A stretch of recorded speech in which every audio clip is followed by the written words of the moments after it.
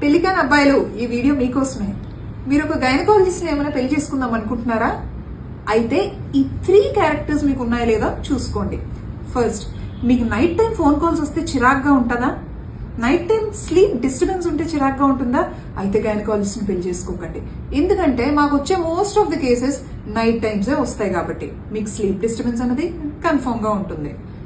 Second, మీరు ఏదైనా trip కానీ లేకపోతే ఒక ఇంపార్టెంట్ ఫంక్షన్కి వెళ్దాం అనుకునేటప్పుడు మీ వైఫ్ కంపల్సరీ ఉండాలి అని అనుకుంటున్నారా? అలాగైనా కూడా కష్టమే. ఎందుకంటే మాకు ఇంపార్టెంట్ ట్రిప్స్ అయినా ఇంపార్టెంట్ ఫంక్షన్స్ ఉన్నప్పుడే మా పేషెంట్స్కి పెయిన్స్ వస్తాయి, తెలుసా మీకు? కాబట్టి ఇలా కంపల్సరీ నా వైఫ్ ఉండాలి అనుకుంటే ఒక గైనకాలజిస్ట్ మాత్రం పెళ్లి చేసుకోకండి. థర్డ్, ఇంట్లో మా వైఫ్ ఎప్పుడు నవ్వుతూ ఉండాలి, నవ్వుతూ నేను వచ్చినప్పుడు వెల్కమ్ చేయాలి, నాకు నచ్చిన వంటలన్నీ తనే వండి పెట్టాలి అని అనుకుంటున్నారా? Then don't marry a gynaecologist. ఎందుకంటే చాలా స్ట్రెస్ ఉంటుంది గైనకాలజిస్ట్కి. ఎప్పుడు నవ్వుతూ ఉండాలంటే అవదు, అప్పుడప్పుడు మూడిస్ట్ ఫేసెస్ కూడా ఉంటాయి.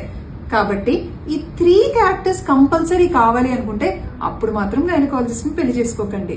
లేదు వీటన్నిటికీ నేను అడ్జస్ట్ అవ్వగలను అనుకుంటే మాత్రం you can go marry a gynaecologist. Hope this helps. Thank you.